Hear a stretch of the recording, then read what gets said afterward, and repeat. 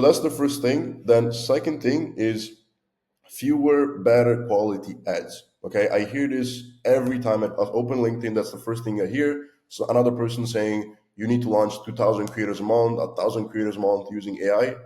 Volume is really good. However, only relying on that is not going to help you grow. So instead of just doing volume, become a bit more meticulous with what you make, because you need to look at it from, I'm going to break down later this as well, but you need to see it from the perspective of like scaling and finding winners. You're not going to scale by, by scaling 2,000 creators a month, right? You're going to find a few banger ads that can really drive a lot of revenue, a lot of a high volume of new customers, for you, and with a few ads, not with a ton, right? So it really comes down to being more meticulous and really making sure that what you produce has the chance to actually scale and drive and resonate with a lot of customers at scale. And to do that, you need to make sure that your creative is really, really good, right? So everything needs to be on point. And to make sure that your creative is really good, you need to spend time and energy to make it good. You cannot just use AI, ChatGPT, give me a script, and then in 2 hours you have ad ready to go. Sometimes for us it takes a week to have a really, really good concept to be produced, right? Going from research, scripting, getting all the shots from the creators, they are really, really good editing. But most of the time, those creators turn out to be the best performers in the ad account and can last for weeks, months, or even years on end, right? So make sure that you also prioritize research and quality over just volume. 300 ads a week don't mean anything if none of them performs, right? One thing I recommend is shifting from just making UGC to slightly longer videos for your top of the funnel. This will help you convert colder, more unaware audiences. So things like mini VSLs, or mini VSLs or VSL openers. And these ads are usually have a more diverse visual mix and longer script slash duration than just regular UGC. So I'm just gonna share with you now an example. I'm gonna maybe play the first a few seconds of these creatives. So these ads that we have made, an example of like a UGC video, a standard UGC video versus like a mini VSL, so you can kind of see the difference. So I'll show you first the UGC. I'm gonna play it 1.5. Actually, 1.5, so it's faster.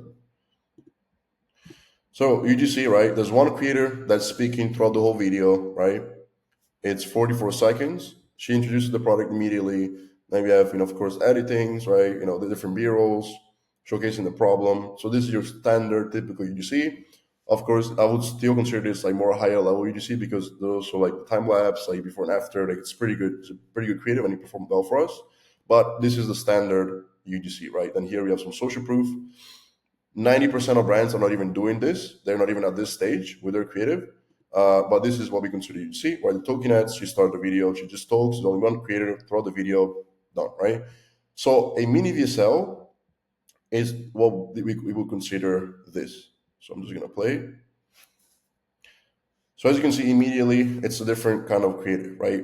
Of course, we still have organic shots from creators, but within the first like what 10 seconds, we already showcase 4 different creators, 3 to 4 different creators, right?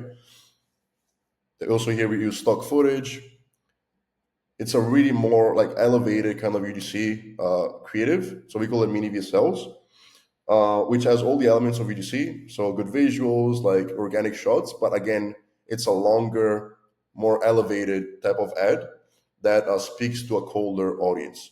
Okay, so you can see here some examples. Here we also included 3D animations, and the ad, most importantly, is 1 minute, almost 1 minute and a half. And yeah, it's a much, not necessarily better creative, but it just speaks to a different type of audience usually, because it's longer and also depends on the messaging they use. So this is an example of like what we would call like a mini VSL. And some of the elements that make this different than UGC, it's that in mini VSLs, usually we show at least 3 to 4 different creators' B-rolls, as opposed to just one creator that acts out the entire video, as you've seen in the example. We don't have only one creator that just reads the script. We show a ton of different footage, right? It's really like kind of like a mashup. We call it like, mini VSL. It's like a direct response sequence of visuals and just like clips that is designed to convert customers. Makes different types of footage, so stock clips, 3D animations, organic shots. And also we have a late introduction of the product and spend the first 15 to 20 seconds presenting the problem and building a narrative, which is really what will speak to the cold or more unaware prospect, as opposed telling them, hey, this is the product, within the first 3 seconds. We really want to like take them from just scrolling and just run them through their current problem, run them through their current like the kind of the customer journey. Okay, you try this, try this, it didn't work. You try vinegar, you try this, lemon, but the smell still linger, and then introduce the product. Like you can still do that with UGC, but with mini VSLs, you really want a delayed introduction. So 15, 20 seconds, which usually, like this is what brands are running. They're running like 15, 20-second ads and expecting people like, cold traffic to convert, right? So we don't even, that's the length that they run the ads. We use that just to not even introducing the product. So we're not selling at all in the first 15 to 20 seconds. And we're just like building the problem. I don't want to go on a rant here, but you get the point. And another important thing is also to let your test spend enough. So for products that have a high AOV, I need more consideration. You might want to increase the spend threshold before making any decision. Usually we let ads spend 2 to 3x AOV, but it depends. Very, very important that you don't turn off ads too soon. This depends on primarily the product you're selling and the price point and the consideration, right? Let's say you're selling like a $500 product. A person might need, I don't know, 2 to 3 weeks, like like 1, 2, 3 weeks before converting, right? So you cannot spend double, 2x AOV. So you spend, I don't know, $1,500, and then okay, done, the code is not working. Give it some time, right? For some clients, we've seen in the past that it takes a long time before the ads take off. So even like 2 weeks, 2 to 3 weeks. So it really depends on these three factors. So don't just take this and run with it, but just make sure that you spend enough to gather data and give the creative good enough chance, especially if you spend a lot of time, a lot of research initially to put together that content.